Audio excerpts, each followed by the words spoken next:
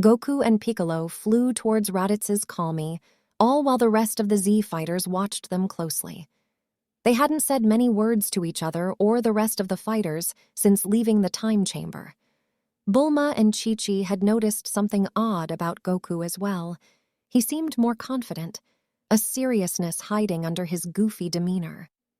Bulma could guess that it was because while for them it had been just under a day, for Goku it had been months thinking about the safety of Gohan and Trunks. She could only guess how that had affected him. "We're here," Piccolo announced, and Goku just replied with a smile. "Yeah, remember Piccolo?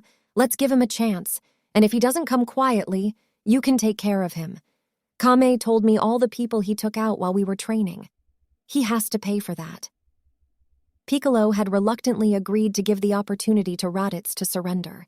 He had been adamant about killing the man, and after months of arguing about it, the two had finally settled on fighting over what would be the result. A fight that Piccolo hated to admit, that he lost.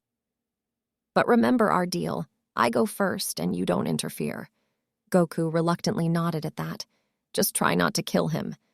At that, Piccolo let out a laugh. "Ha ha ha ha ha, that would be too kind for him."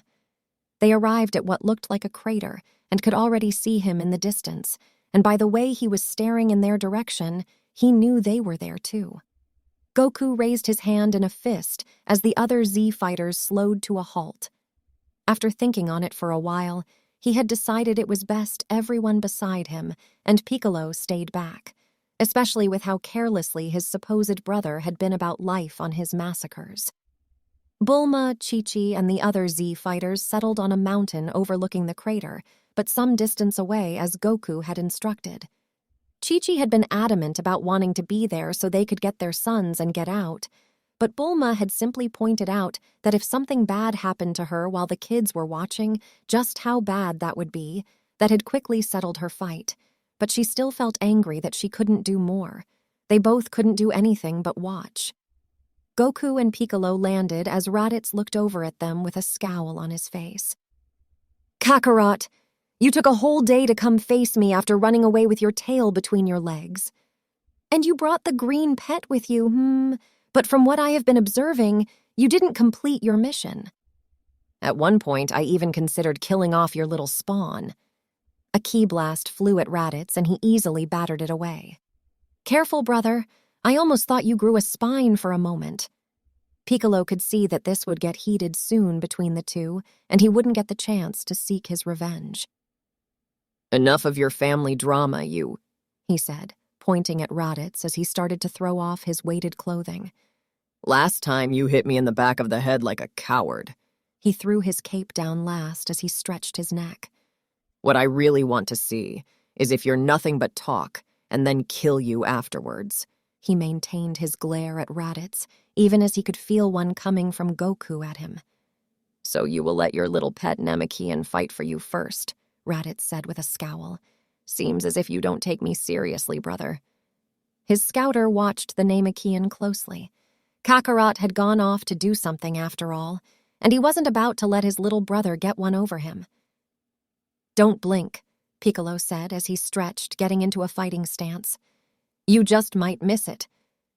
Within a moment, Raditz felt the unmistakable pain of a knee in his gut, and before he could recover, a foot on the side of his head as he was sent flying some distance away, skipping on the ground like a pebble before creating a large ditch in the ground. He had been distracted and arrogant to let his guard down, but how could he have known the Namekian could move this fast? They weren't that strong, and his power level was just a footnote. But as his scouter scanned around at the target again, his jaw nearly dropped as he saw the massive rise in power. That scouter had to be broken, as before him, the Namekian now stood with a power level of 1200. The scouter hadn't read that the first time he had encountered him. His eyes searched the battlefield as they landed on Goku, making sure that his scouter could see them all, but it only registered a meager power level, and by the way his brother was standing back, he suspected that he was the same, somehow hiding their power level.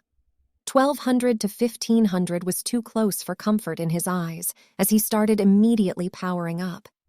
He had thought to taunt his brother for a while, but with this, He couldn't risk himself, one of the last scions falling here. "How dare you touch me, you filthy name Kion!" The burst of anger and power did manage to raise Goku's and everyone's brows as it rose. "Careful, Piccolo, he's still ahead of you." The name Kion ignored him. After the training he had been through, this fool would be nothing. Raditz looked at him face a mask of rage before charging, and Piccolo responded in kind as the two came clashing together, causing an outburst of power. While Piccolo fought with skill and control, Raditz fought with rage and experience. Whatever Piccolo seemed to come up with to counter his defenses, Raditz always seemed to learn it quickly and adapt. The fight that had started with the two somewhat level soon started to turn, as Piccolo, who had been able to land a few blows against Raditz at the beginning, was now being slowly pushed back, as Raditz started getting past his defenses, not with skill and graces as Goku would, but pure barbaric strength that burst through his defenses slowly but surely till he felt a punch connect with his gut, punching the air out of his lungs. Before a quick ki blast was emitted from the same hand, sending him crashing towards the ground. Raditz hovered above, breathing heavily as his body was painted with bruises and blood, but very much still intact. But Piccolo looked the worse for wear. After having cornered Raditz for some time, the man had simply adapted and powered through their battle. Now he was debating whether it was time to use the move he had been practicing to kill Goku. He was hoping to only have to use it when he was backed into a corner, and Goku had already seen it during their training. He rubbed the blood and dirt from his face, his eyes never leaving Raditz. Even though he was losing right now, the frustration laced with a hint of fear on Raditz's face was more than enough to raise his spirits. "Hey, Piccolo! Need me to step in!" Goku shouted over worriedly, having seen how the battle was slowly but surely starting to turn. "I don't need your help!" he shouted back as he started focusing energy into his finger. Months of training with Goku had helped him hone the special beam cannon so much so that he no longer needed as much prep time as before. He readied his stance and saw Raditz ready himself, especially with that bothersome tail that had gotten in his way more than once. They charged at each other again, before clashing in a loud blow that was even heard by the Z fighters in the distance. "Oh my God, is Piccolo okay?" Krillin asked, as he along with the others were watching the fight on some monitors from drones that Bulma had sent so that they could watch the fight closely. Even though they could sense it, watching it was just amazing, and Goku hadn't even shown what he was like right now, as they saw him just watching the battle. The Z fighters had been especially curious because he hadn't given them even a glimpse at his power, but with the confidence he stood with, they knew it had to be something great. Goku had relaxed slightly when he arrived, as he had felt the ki of Gohan and Trunks, and they were okay. That was enough to soothe the anger that had been building up in him for months. Well, for now at least. He wanted to go get the boys, but he didn't want the chance of Raditz doing something to them before he had a chance to save them. Trunks and Gohan had been awoken by the first rumble that had shaken the area during Piccolo and Raditz's first clash. The boys held each other, trying their best to hold back their tears, but failing as they could hear the thundering clashes outside. Piccolo managed to dodge Raditz's blow and landed a kick to the side of his face, sending him flying away. And before he recovered his senses, he saw it before he heard it. "Special beam cannon!" "Piccolo, no!" Goku shouted, but Raditz responded in kind. "I'll crush you!" He fired back his own beam as the two clashed. The area around the fight was tinted yellow and purple as the two kept pushing their powers higher and higher, till an explosion came blasting everything away with so much power that Goku even had to steady himself to keep from being blown away, and the Z fighters could feel it from this distance.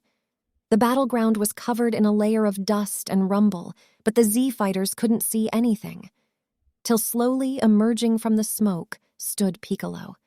He was gasping for air, but what shocked the fighters more and made them take a step back in caution was that the right side of his arm and parts of his torso were now missing, as purplish blood was oozing out. But he didn't seem bothered by it, as his focus remained in front of him till the dust started to move, and from it emerged Raditz, now marked with more bruises and some of his armor now missing. He was breathing heavily as he clutched his arm as he stood to his full height. Raditz smiled at the look of disbelief on the Namekian's face. Surprised you, overgrown pet. Try as you might, you will never defeat a Saiyan. And with that statement, he quickly readied another blast, and Piccolo could only look in surprise as he knew he couldn't move out of the way fast enough.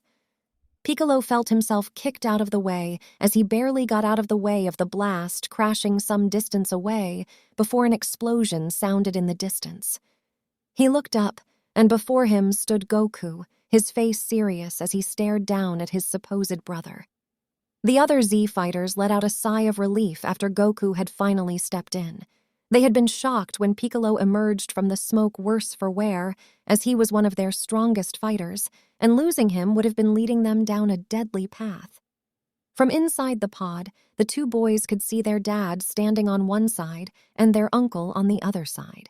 Their uncle had that scary smile he wore when he had taken them from their dad.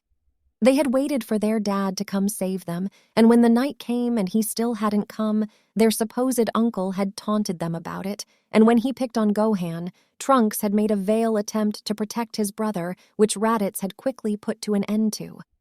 But now, as they looked out the pods in wonder and some fear, their dad facing their bad uncle after having seen him kick Mr. Piccolo out of the way, their hearts eased slightly, because no one was stronger than their dad.